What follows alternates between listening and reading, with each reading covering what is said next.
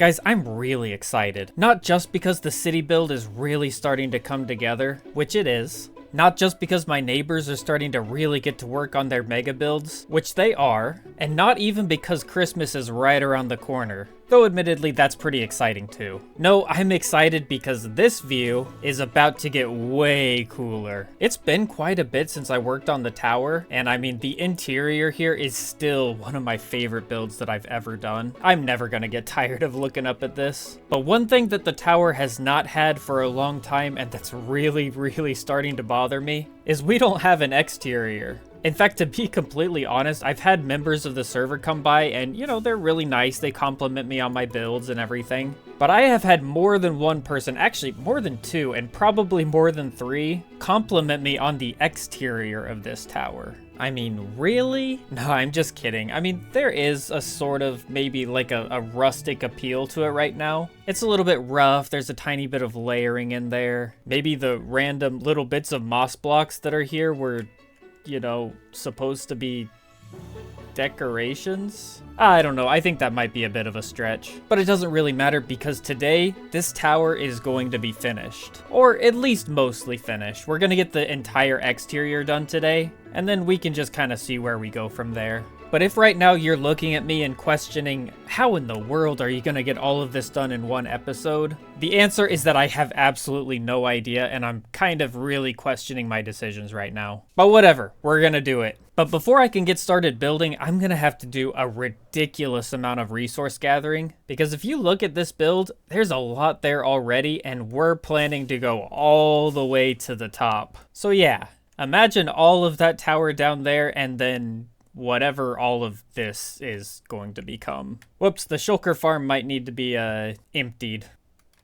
Yep, it needs emptied. And my first stop on this long journey of resource gathering was the Nether, and not just any old spot in the Nether either. Bastions have probably killed me more times than any other structure in Minecraft, so it would really make sense to just get in and get out as quickly as possible. And from a certain perspective, that's exactly what I did. It's just that what I needed from the Bastion was, well, the Bastion.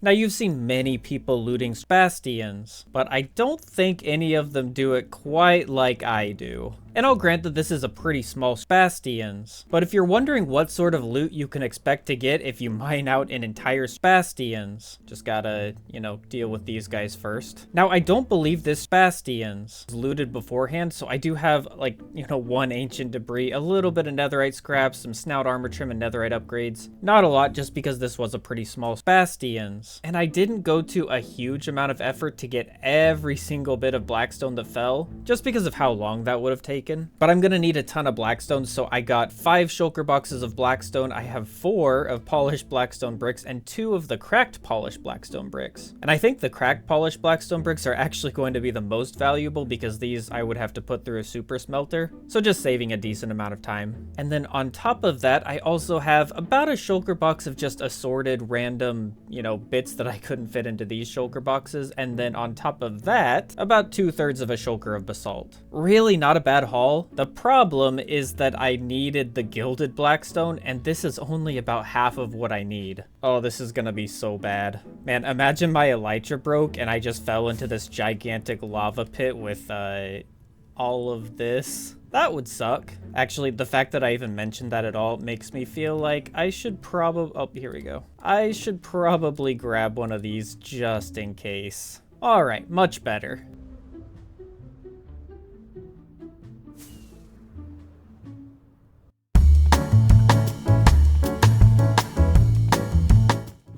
But that wasn't even close to everything I needed. I use incredible quantities of deep slate and tough in most of my builds, but this one puts the others to shame, and the considerable stockpile that I'd accumulated up to this point just was not going to cut it. So it was back to the mines. Fortunately, we have a piglin bartering farm for the truly incomprehensible quantity of crying obsidian I'm going to need, which meant all that was left was a short trip to the mangrove swamp to grab some mud, or at least that should have been all, but going back in time just a little bit, remember that Christmas tree you saw at the beginning of the episode? I didn't design it or build it, but I did harvest about 7 shulker boxes of spruce leaves for it, so we can just tack that onto the rest of the material gathering. Now that was an absolutely ridiculous amount of material gathering, and you can tell by the number of shulker boxes that we've got a lot of resources here. I will note that not everything is strictly necessary here. Like in the case of blackstone, pretty much all of these are completely filled up with blackstone, and I'm gonna need a lot of blackstone, but not quite this much. With this massive project, I sort of just kind of eyeballed what sort of materials I would need and how many of each one I would need, because even looking at the light matica would be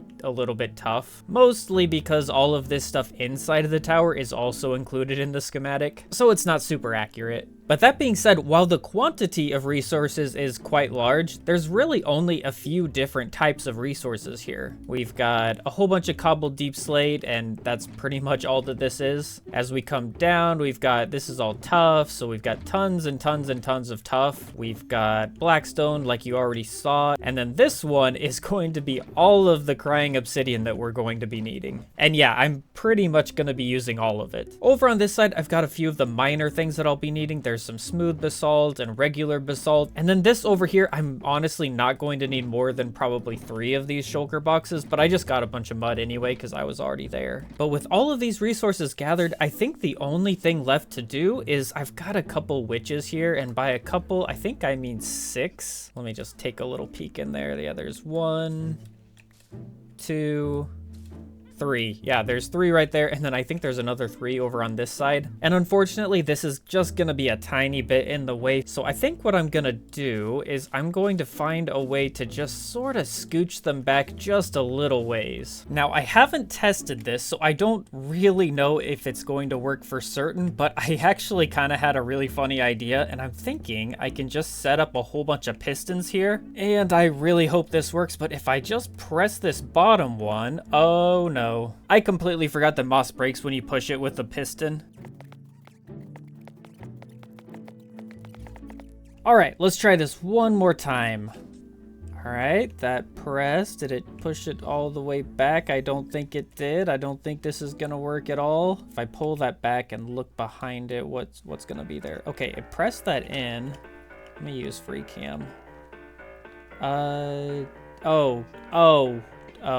Oh, this is just going incredibly poorly. Well, theoretically, I could probably still just get rid of this little moss block inside and then do that. Oh, no, oh no. Oh, this is not going well. But you know, whatever. We're just gonna do it. We're just gonna see what happens. Let's press everything, see what happens. Okay, we pressed everything forward a little bit. And I do want to try and make sure that I don't make the same mistake over on this side. So let's get, oh, that one's already good. Let's just put that there anyway. All right, let's try this again.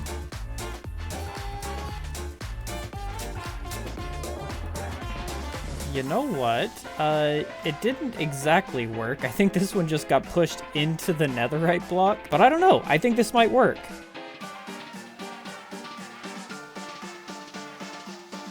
This plan fell apart so quickly, guys. All right, I'm just gonna run through and let's see if I can just push. No, nope, that's the wrong way. Please, sir. Just please. Oh no. Okay, just don't. Go. A little more. Okay, good. I don't know if that's good enough. I really don't know. This should work, right? Theoretically. Let's go. Push. Oh, it pushed him the wrong way. See, that's that. Oh, they're all gonna die. Oh, they're all gonna die. Oh, please, please just go in. I'm begging you. I'm begging you. Just go. Just go. Please, just heal yourselves. Maybe. There's an extra one. There's an extra one for you. There's one there as well. Push, please. Go, go, go. Oh no, no. All right. No, don't come back. Don't come back. Oh, that's not what I wanted. That's not what I wanted. This is still not what I want. Well, as usual, that was very, very easy.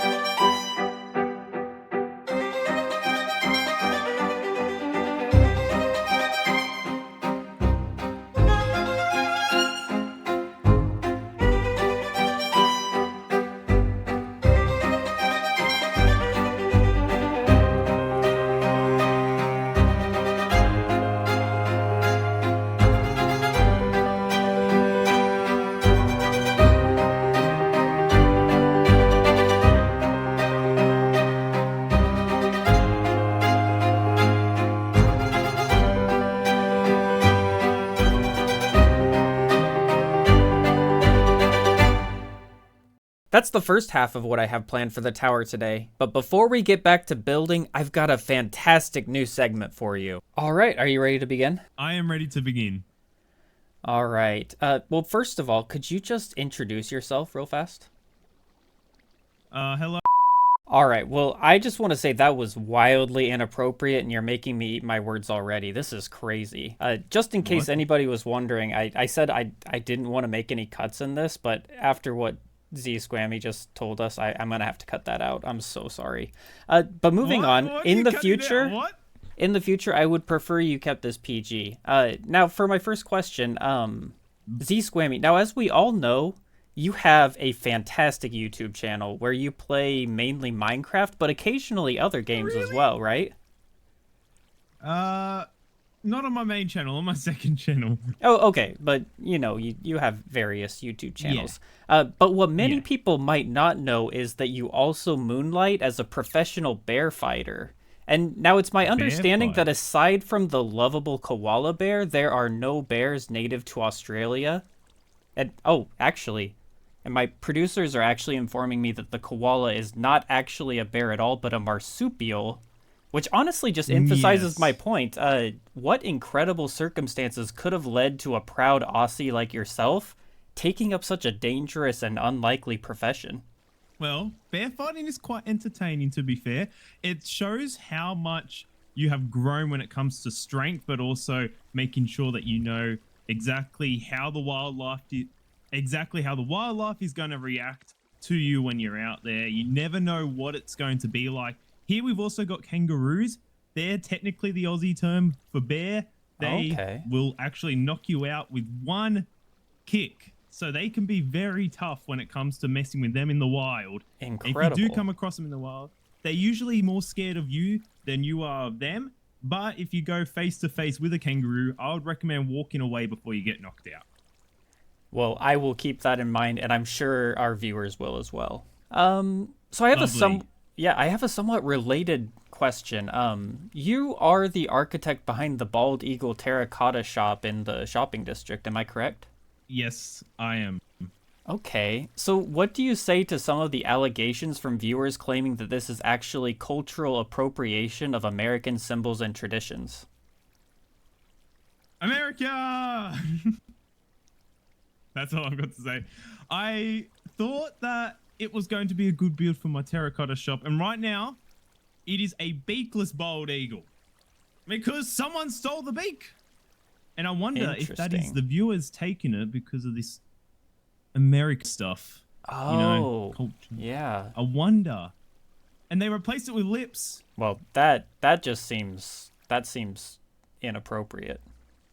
You asked a question that I'm asking to the viewers now. Well, this one goes out to you guys. If any of you guys know what happened, let Z Squammy know. But we'll move on from there. Let's see. So we've already established that your name is, or at least you go by Z Squammy or Sam or Sammy. Is that right? Yes, it is. Excellent. Now, have you considered that that might not even be your name at all? Well, it's definitely been on my mind considering that originally my name was the Dokies. That was my YouTube channel, and that's where the name DokiCraft originated from.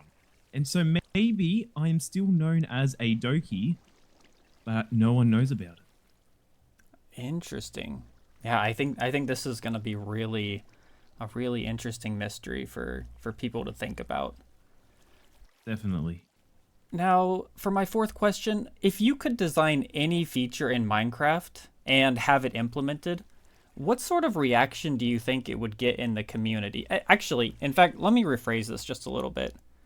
So after you design and implement a feature in Minecraft, what do you think would be the content of the first tweet that someone tweeted about it? And I want to emphasize that I don't care what the feature is, so don't tell me what it is, because I really couldn't care less. Oh, so you don't care about the feature? Well, I'll definitely say the community will be a little bit confused. And Okay. at first, everyone will be very skeptical. But once they actually start playing around with it and getting involved with what it actually is capable of doing, then, well, the community, I reckon, will love it, especially the redstone community. The builders, maybe not so much. They'll be a little bit more on the, this isn't really good for the building side of things, but somehow the building community may involve it in their builds. Who knows? But I really think of this. I actually came across this not long ago as well, but I saw it as a good opportunity to make redstone builds a lot smaller, but also add in a lot more available options Oh to wait, the well, redstone I'm gonna builds. I'm gonna have you stop there because I like I said, I don't care what the feature is, and you're getting a little bit too specific. So we're gonna move on from there. I'm sorry. Yeah. Okay, so final question. I know most of my viewers will know of this as it's kind of been all throughout international news lately, but could we get your thoughts on the new research put out linking frequency of voice cracks to objective measures of physical attractiveness? I find voice cracks very attractive. Excellent. Well, we're just gonna end there. Thank you so much, Z Squammy, for joining me here, and everybody check out his channel. I'll put a link in the description. Thank you guys. That was amazing. Before I say anything, I just want to make it clear, we're only halfway done. Right after I finish talking just a little bit, we are going to go all the way up to the shulker farm up above, but look at this. Looking at it from a long ways away, it doesn't really look that big. Well, I suppose that's not entirely true, because it does look pretty big. But when you come down to the very base of the tower and look up, I mean, this looks massive. And it really is, because on top of, the already pretty significant bulk of the tower, I actually widened it a little bit so you can see the interior of the tower. It only goes to about right here. But the exterior extends out about 4 blocks. Which, if we consider the fact that every block that we increase the radius is going to increase the circumference by more than 6, yeah, it's quite a bit more work. Let's be honest, it was probably not a really smart decision, but I decided to go with a 2-layer exterior. So there's pretty much a solid layer of all this crying obsidian on the inside, and then just 1 block outside is where we have this really cool pattern.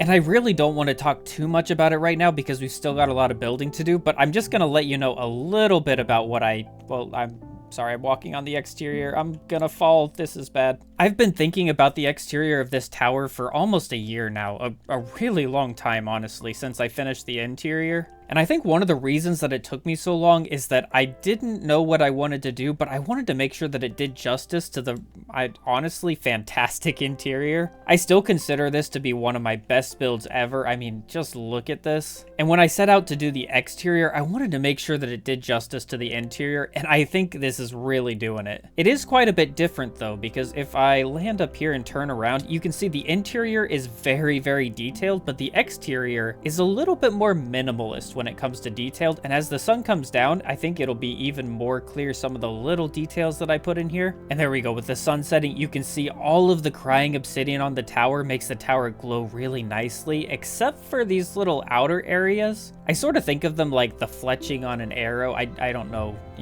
what they're supposed to be in the context of the entire tower. But with the whole tower glowing, you can see the exterior where these are a lot darker. You can start to see quite a bit of detail in there. Like all of this is pretty detailed. So let me come in closer. There we go. So you can see the really dark portions. I went with the blackstone and some of the blackstone bricks, and then transitioned it into some of the deep slate tiles. And then in the really light areas, we go into mud. And actually, if I go into free cam, you can see I also used a bunch of the basalt, which makes these nice little striated patterns. Let me go back here so I don't drown. But yeah, the farther I fly away, you can really see that cool pattern that we've got going. Let me sleep real fast so that we can make it daytime. And now we can look at it in the daytime, and you can see that pattern is still there. And honestly, it still looks really good, but it's just a little tiny bit less noticeable because the tower is not glowing during the daytime. These lines on the four corners kind of showing this ridge line I did out of cherry wood and nether bricks, which is, I mean, any of you guys who know me know that that's one of my favorite combinations. But again, the really juicy part is just this normal pattern that we have all throughout the center portion of the tower. And I think what makes it perfect is because I use deep slate tiles for it. I don't know how well it comes through in the video, but we've got a really cool gradient ranging from kind of like a darkish, blackish color, or maybe like a dark gray transitioning into the purple where we're seeing all of that crying obsidian head on. But then as you move down, it almost goes into like a yellowish pattern. And that's something really unique to the deep slate tile blocks. And let's try and come closer. It's a little bit hard to make out up close, but you can still kind of see it. See the outer edges of all of this deep slate tile, it looks pretty normal. It's kind of that, I don't know, like really dark gray color that you sort of come to expect when you think of deep slate tiles. But because of the light back behind there, there's like a really slight difference in shading in here, and it's not very noticeable up close. See this face right here, I'm trying to make a little square of it. This face right here that's quite a bit darker than this face in here that's, you know, directly next to the crying obsidian. And this tiny little difference repeated over and over and over and over again results in a really noticeable effect when you look at it from a distance. Again, I'm really hoping that this comes through in the video, but yeah,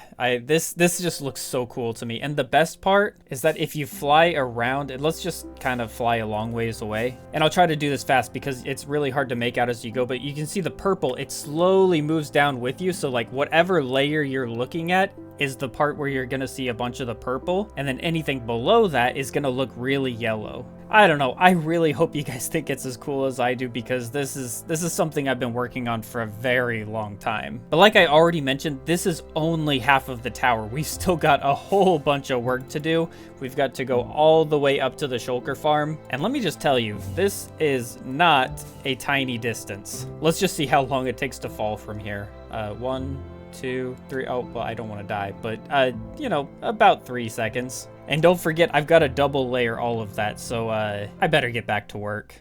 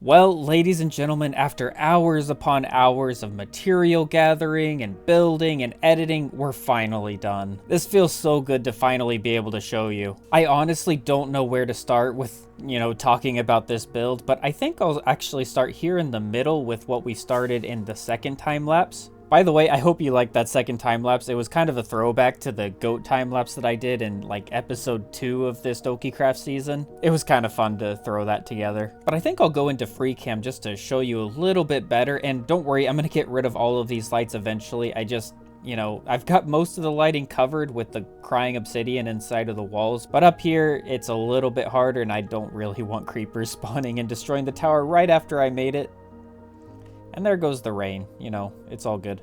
Okay, but anyway, so this area right here, this is, I don't really know exactly how to talk about this because the entire design of this tower was really just an odd process. The longest portion of it was really just the sides. I went through so many iterations before I finally came across, you know, whatever this is. And I'm really, really happy with it, especially with the mud worked in for like the really straight lines here. I'm a big fan of that. But the second thing that I did after doing the exterior, like this really basic exterior, was actually this right here. And I sort of designed it like a crown, you know, like the crown that a king wears on their head. I feel like it's got kind of that look to it. And sort of similar to the rest of the outside of the tower, I don't want the details to be in like really intricate, you know, block details. I want it to be more in the shading. And so I kind of did the same here. Like the outside is all just this random tuff. And then on the inside, you start to go into the deep slate, into the blackstone, into the concrete, or the, what do you call that? The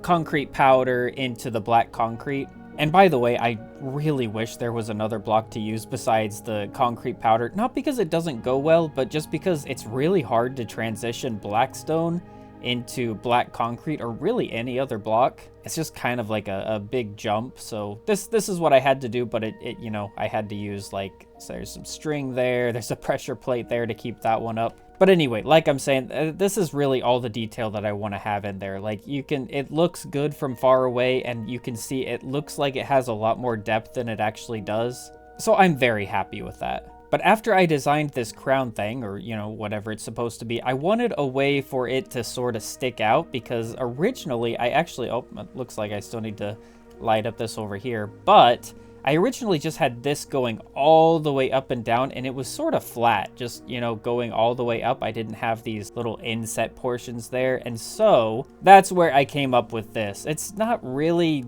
anything, I mean, I don't know what it is functionally or what it's supposed to be. It's essentially just a way for the crown to look a little bit more special because you come in here and like this is a lot darker.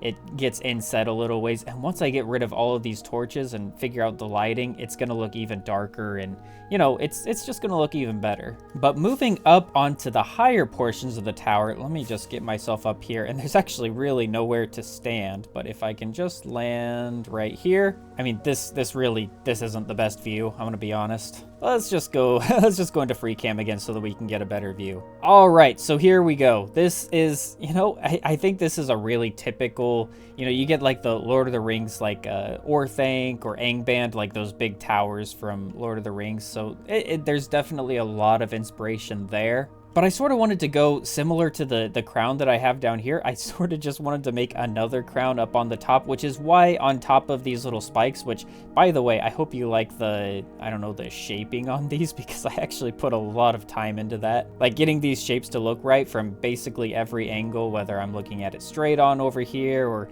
sort of at the sides. They're kind of thin, but I like it. But anyway, we got the tuff up here, and the tuff is supposed to be like the crown portion. So we've got this right here, and this is like, you know, you got the jewel in the crown, and I just think it's a really, really good way to contrast the really black spikes that we have here with the tough crown in the center. And I'm going to try really hard not to bore you with all of this just because, you know, it can get a little repetitive to hear me talking about this. But again, we just have more of the shading on here. This time we're transitioning from the nether blocks here, the nether bricks that kind of make up the entire edge of the tower. So they come up here and, you know, it kind of cuts off here, but whatever. It comes back out up above and you get like a little bit of a way for the hourglass shape to still look like it's being supported. So I kind of thicken them up right here. And then as you go up, it transitions into the blackstone bricks, the tiles, and then you know, in the center we've got deep slate bricks. So really, it's nothing special, but I do think that it just looks so good. And actually, since it's almost nighttime, I think this is a really good time to step back down to the city because I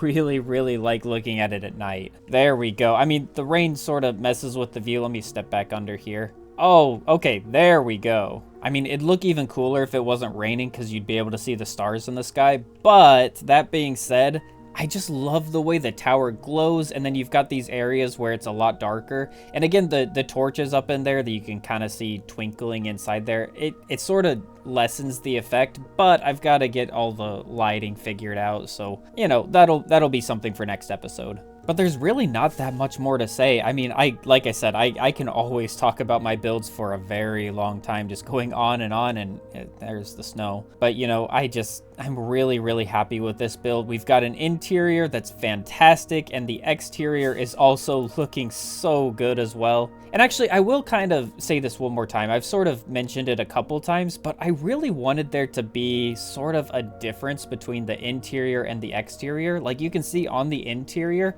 there's just so much block detail. There's so much variation. We've got, like, you know, different glass. We've got the deep slate. We've got the tough and the, can't think of the names right now, the mossy bricks. There's just lots and lots of block detail. And it definitely gives it a more gothic feel with all the spikes and the shadows and everything like that. But I wanted the exterior to be just a tiny bit different. So that is why I tried to do, instead of lots of block detail, let me land right here, it's kind of smooth. Like the exterior, it's mostly smooth going down. We've got a little bit of the tough detail, which is kind of a throwback to the way the tower used to look. And by the way it used to look was literally just the exterior of what the interior is. So you can see, like, I've got these tough bands. But other than that, it's really pretty smooth. I mean, we've got these little ledges that you can stand on and overlook. There we go. The rain's finally stopping.